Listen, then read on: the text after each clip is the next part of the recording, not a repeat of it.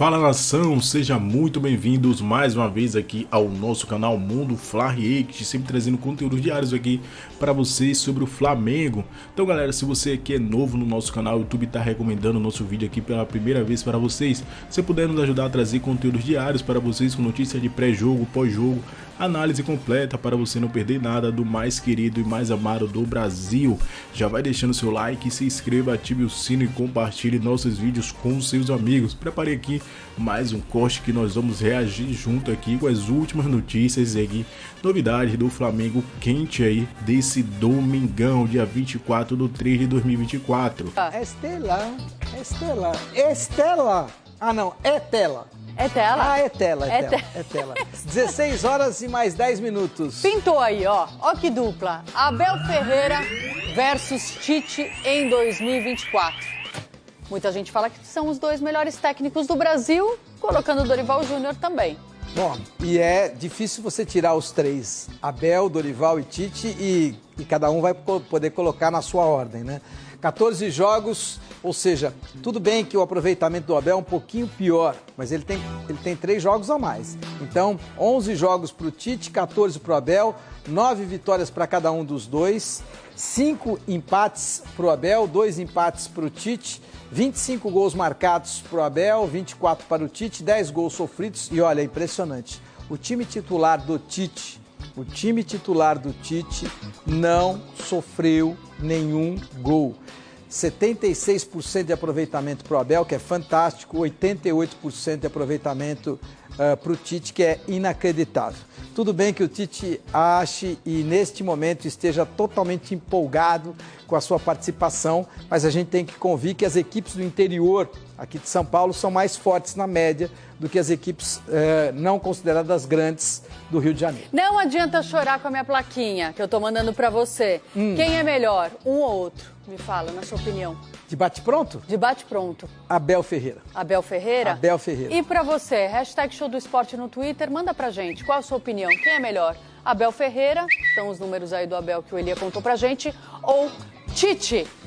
Ainda que eu não posso mais ficar, e eu não sou saudosista para ficar com a imagem, só a imagem do Tite na seleção brasileira. A imagem que tem que ficar nesse momento é a do Tite no Flamengo. E a imagem do Tite no Flamengo é impressionante.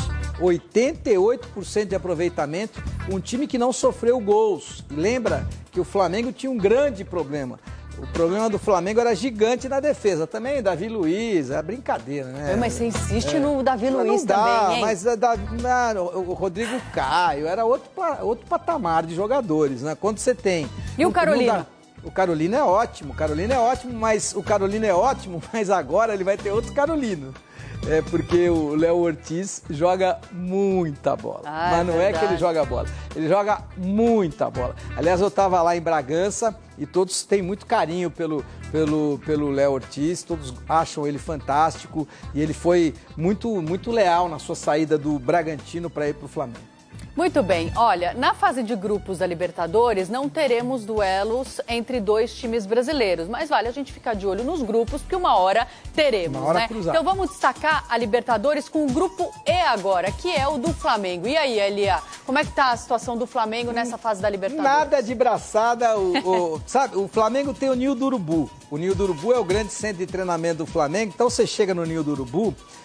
Vou dar um panorama para como é que é o Ninho do Urubu. Você chega lá em Vargem Grande, é um terreno gigantesco, o Flamengo foi muito bem nessa questão. Aí você chega, tem um portãozão na entrada e logo na entrada você tem os 2 campos do time principal. À esquerda você tem a parte de hotelaria, a parte de refeitório, um restaurante, uma delícia inclusive, já tive a oportunidade de comer lá com o Dorival e é incrível.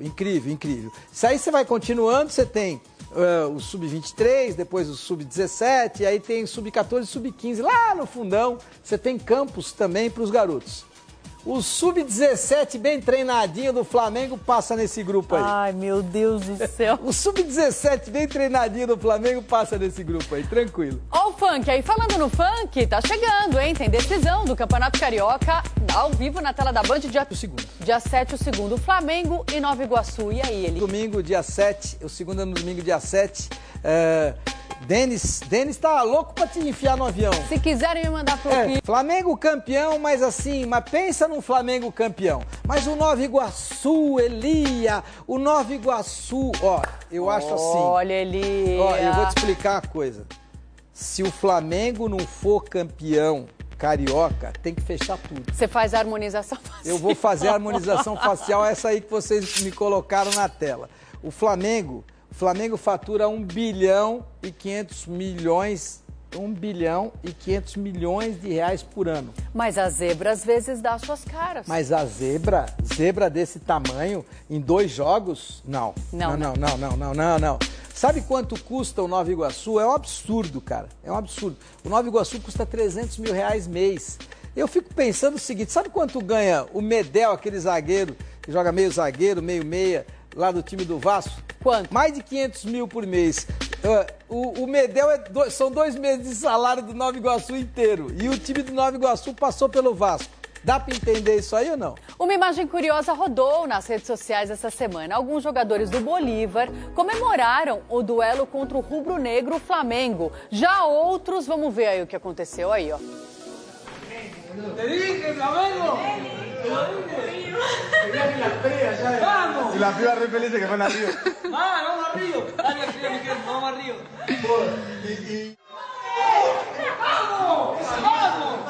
Vamos a Río. Te dije, Flamengo. Quer visitar o Rio, o outro que já conhece o Rio, o Cabeludo já conhece o Rio. Aí ficou desesperado. A verdade é a seguinte, tá vendo ali, né? Ó, o Feliz, louco pra ir pro Rio. Quero visitar o Rio, quero ver o Cristo Redentor, quero ver o Pão de Açúcar. Ó, pôs a mão na cara, já conheço o Rio.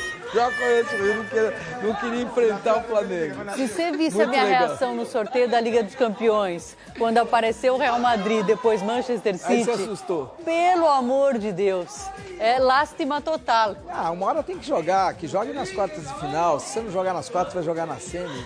Ó, a reação dos caras do Bolívar foi tão marcante que a gente foi atrás de mais repercussões, né? Além dos atletas atuais, ouvimos o autor de um dos... Bola. Por falar em João Gomes, ele pode dar uma boa grana aí ao Flamengo de uma maneira indireta, porque o Manchester United prepara oferta de 216 milhões por João Gomes, destaque do Wolverhampton. Segundo o jornal britânico Daily Mirror, os Diabos Vermelhos querem trazer o ex-jogador do Flamengo para o lugar do compatriota Casimiro já na próxima janela de transferência de verão na Europa. Ainda de acordo com esse jornal, a proposta do clube para tirar o volante do Wolves gira em torno de 40 milhões de euros, que dá em mais ou menos aí 216 milhões de reais. E onde o Flamengo ganha com isso? Porque ele é cria da categoria de base do Flamengo, João Gomes pode render cerca de 10,8 milhões de reais ao rubro-negro, graças ao mecanismo de solidariedade da FIFA, lei criada para compensar financeiramente os clubes formadores dos atletas. Então, Flamengo novamente podendo ganhar futuramente com o jogador.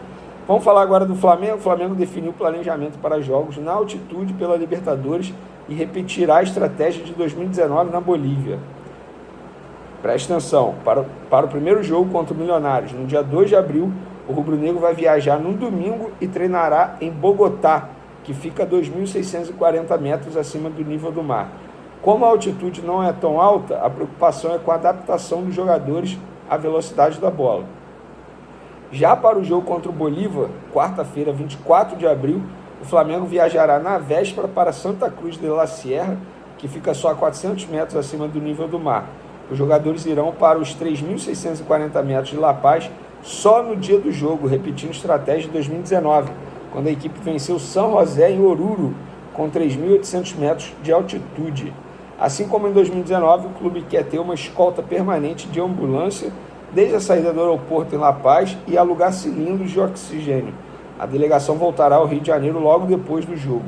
A ideia é ficar por poucas horas na capital boliviana para minimizar os sintomas da altitude. E aí, matéria do GE é essa, o preparador físico do Flamengo, Fábio, que é da comissão técnica do Tite, trabalhou com o Tite durante muito tempo na seleção brasileira. Vocês vão se recordar que a seleção eventualmente viajava para a altitude para pegar a Bolívia. E ele conhece muito bem ali como traçar a estratégia, a melhor logística para esse tipo de situação. E ele, em entrevista à Flá TV, ele falou: não tem segredo, cara. Existem o que chamamos de altas altitudes, que são altitudes acima de 3.000. Nessas altitudes, não é que o ar seja rarefeito, é que quanto mais você sobe, menor é a densidade do ar. E, como a densidade do ar é menor, você diminui a PO2 alveolar, a pressão parcial de oxigênio no teu alvéolo, e que diminui assim a capacidade. Qualquer negociação com o Gabriel com o Corinthians é o Flamengo fazendo a famosa negociação cara-cu. E quem entra com a cara é o Corinthians. Então, amigo, esquece. Palmeiras também não tem dinheiro para... Palmeiras e Flamengo, eu imaginaria uma possível negociação, uma troca. Mas eu não sei se eles vão querer incluir nessa troca os jogadores que o Flamengo gostaria de ter. Por exemplo, eu trocaria o Gabriel pelo Rafael Veiga e o Gustavo Gomes. Hein? É ou não é um bom negócio? Ah, eles não vão dar os dois. Tudo bem, então dá um dos dois e mais uma grana. Porque nenhum dos dois tem o status do Gabriel. Enfim, mas se não for uma negociação assim estranha, não tem jeito, cara. Ninguém vai tirar um caminhão de dinheiro, porque vai ter que pagar um caminhão de dinheiro para o Gabriel também, não se esqueçam disso. Então ninguém vai querer pagar um caminhão de dinheiro para o Flamengo e outro para o Gabriel, sabendo que no final do ano ele está livre. Então, qual é a grande saída do Flamengo? E aí vocês vão ver como é que é a ironia do destino. A grande saída do Flamengo é tentar vender o Gabriel para o Al Hilal. E quem pode pedir o Gabriel? O Jorge Jesus. Que os dirigentes do Flamengo tanto sacanearam depois que ele foi embora da primeira vez. O Jorge Jesus adora o Gabriel. E o Gabriel adora o Jorge Jesus. E eu já ouvi falar que o Gabriel comentou entre os amigos, entre o círculo dele, que para sair do Flamengo, só para o Al Hilal. Senão ele prefere ficar jogando no Flamengo até o final do ano. Então, a saída para o Flamengo, perfeita, seria fazer o seguinte: olha, Al Hilal, você quer o Gabriel? Quanto você me paga aí? Até porque os caras, para lá, dinheiro não é muito problema. Eles podem pagar uma boa grana. E mais, a janela do meio do ano é a janela quente dos países árabes, porque é que nem a europeia.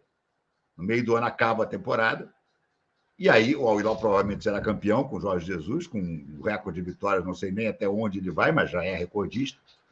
E se o Mister ficar, isso é outra história. Eu não sei se o Mister vai ficar. Porque o Mister não é muito. O Mister não é muito de ficar muito tempo nos lugares. Ao contrário do Abel Ferreira, o Mister não fica tanto tempo nos lugares. E mais do que isso, o Mister, ele tem o sonho de dirigir a seleção brasileira. Ele sabe que se, por exemplo, o Dorival, que estreou muito bem hoje, tropeçar e for mal numa Copa América, ele pode passar a ser uma carta forte no baralho para assumir a seleção brasileira. Por quê, amigos? Eu vou repetir aqui o que eu já contei algumas vezes, mas muita gente pode não ter ouvido. O Jorge Jesus chegou a ser, em determinado momento, o favorito para assumir a seleção brasileira depois da saída do Tite. O favorito. Depois é que a história do Ancelotti surgiu. Porque no início, quando a CBF começou a fazer listas, ninguém acreditava na possibilidade do Ancelotti. Só depois que o Ancelotti sinalizou, dizendo, de repente pode ser, é que se animou. Mas antes, o Jorge Jesus e o Abel Ferreira disputavam ali, cabeça a cabeça. Sendo que o Jorge Jesus tinha vantagem porque o Abel Ferreira era visto na CBF, certamente ainda é, como um cara muito personalista, como um cara que reclama demais, que dá escândalo na beira do gramado, que dá entrevistas coletivas desaforadas. Então, havia uma tendência para que o Jorge Jesus fosse o escolhido. Conversando com as minhas fontes, houve um determinado momento que disseram o seguinte: olha, o Mister está na boca. Mas aí o que aconteceu? Primeiro, o Ancelotti topou conversar. E segundo, o presidente do Flamengo, Rodolfo Landim, foi ao Mundial de Clubes, encontrou-se com o Edinaldo Rodrigues e, segundo palavras dele mesmo, a um conhecido, um amigo meu, ele contou a Edinaldo Rodrigues os podres do Jorge Jesus. Que podres são esses, não sei, mas ele certamente encontrou alguns. Fato é que o Edinaldo desistiu do Jorge Jesus. Agora a situação mudou. O Ancelotti não veio. O Ancelotti tinha um contrato assinado, sim, para o governo de vocês. Tinha. O que aconteceu foi que a CBF derrubou. O Edinaldo foi derrubado da CBF. Dias depois do Edinaldo ser derrubado da CBF, o Ancelotti anunciou que ia renovar com o Real Madrid. Claro, ele tem um compromisso firmado com o presidente de uma confederação. O presidente da confederação é derrubado. Ele diz, porra, fiquei pendurado na brocha. Ele não podia adivinhar que o Edinaldo ia voltar. E mais do que isso, mesmo que voltasse como voltou, que o ambiente político ia ficar complicadíssimo. Aí o Ancelotti foi para o Real Madrid. E aí o Edinaldo fez a lambança mor de Fernando Diniz. Aliás, já tinha feito Fernando Diniz era interino. Aí ele resolveu mandar o Fernando Diniz embora e inventou o Dorival. Mas, repito, o Jorge Jesus, ele já me disse pessoalmente, já disse para várias outras pessoas, mas para mim ele disse com toda a letra. Dirigir a seleção brasileira, para mim, é o meu maior sonho. Então, no final dessa temporada, lá do Al Hilal, onde ele vai ser campeão, está na cara que ele vai ser campeão, talvez, dependendo de como esteja a situação aqui na CBF, dependendo de como esteja a situação do Dorival, pode ser que ele prefira não renovar com o Al Hilal.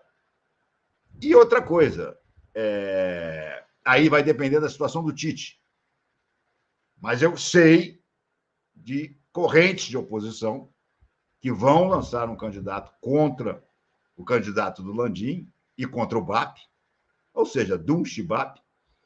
E eu sei de candidatos de oposição que já tem conversas com o Jorge Jesus para, eventualmente, se acertar com ele e apresentá-lo como grande trunfo na eleição do final do ano. Então, tem todas essas histórias aí rolando. Por que eu estou falando isso tudo?